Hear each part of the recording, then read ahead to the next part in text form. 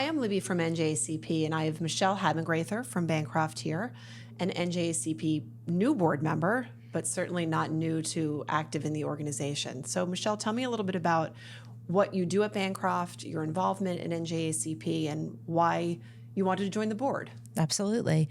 I've been with Bancroft for 22 years. Started as a director there with 6 programs and now oversee over 60 all throughout New Jersey. I'm the executive director of our adult residential, we call it North, sort of North. It's Camden, Burlington, not quite North, but that's how we That's categorize not it. No, not so much.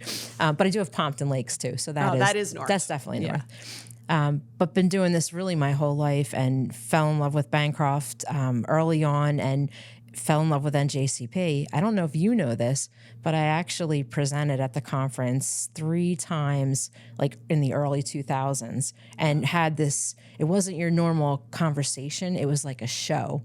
We did Who Wants to Be a rock star, and based on Who Wants to Be a Millionaire. And we had the lights and the music and the contestants come up and all about how to be a good staff. And it was really incredible. Sounds like I think we need to bring that back. It was so good. It was so fun and rewarding, and then just really connected at the membership meetings and got involved with member resources and fell in love with that too. I love events. I love recognizing our individuals, recognizing our DSPs and all of our staff team.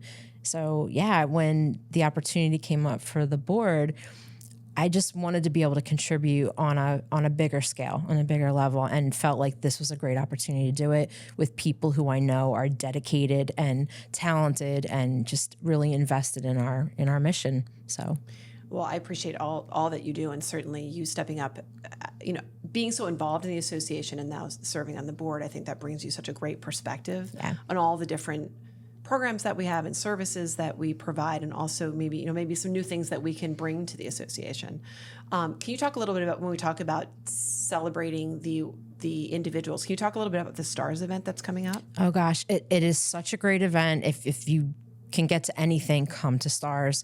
You hear these amazing stories about everyone who is doing all these amazing things in the community. They're doing great work with within their own homes, being the best roommate they could be, or bringing in the new individual and really making them feel at home and showing them different opportunities within the community.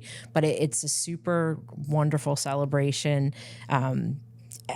It's just a great opportunity, and we've been doing that for a long time now, and being back in person has been phenomenal. Last year was great, and I think this year is going to be even better. I went to a STARS event back in, I think, 2019, so before COVID, and it was extraordinary, lifting up the individuals that really are at the center of everything that we're all about, and celebrating their achievements, celebrating their contributions. And I know that you see that every day. And I was so moved because I wasn't working in this space, but I got the privilege to be at that event and see the great work that they're doing. And it's really all made possible by the organizations that, support these individuals in the sense that provide the care that enables them to realize their dreams. And I think that's so important. Absolutely. And that makes me think about the DSPs and the need for us to professionalize their role, because they're not just showing up and providing care and almost working as a babysitter. And I think a lot of people think of the role like that, but they're not. They are getting outcomes, positive outcomes. They're teaching independence. They're teaching dignity and inclusion and everything. And it's absolutely wonderful that our folks have the opportunities, the same opportunities that any typical person has. And that's the goal always. And they're achieving those outcomes. So we need to recognize that and professionalize the role. I totally agree. Mm-hmm. Michelle, when you talk about DSPs, and obviously you interact, every day in that role, what do you think we need to, when you say professionalize the role, what do you think we need to be doing? I mean, how can NJACP do that in a greater way or help support? That's a great question. I think NJACP, working with other organizations like NADSP and Anchor, and really looking at it at the state level and the federal level, taking the opportunity right now, they're in discussion about all of the new anything new that we want to add. So I think that's where we need to advocate and explain what they're doing and how important the work is.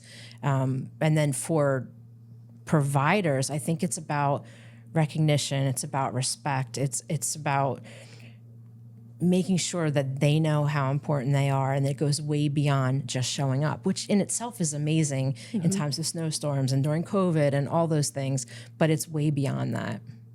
Yeah, I think that the DSPs, I mean, obviously they're the foundation of the entire system that make it work.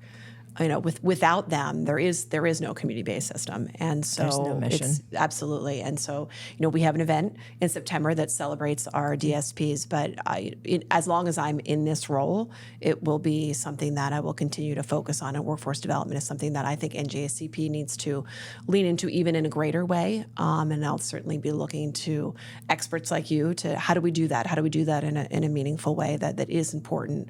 That moves the profession forward. So awesome. So Michelle, thank you for joining me, and thank you for stepping up as a board member, and thank you for all your guidance to me personally. I certainly appreciate it. Thank you.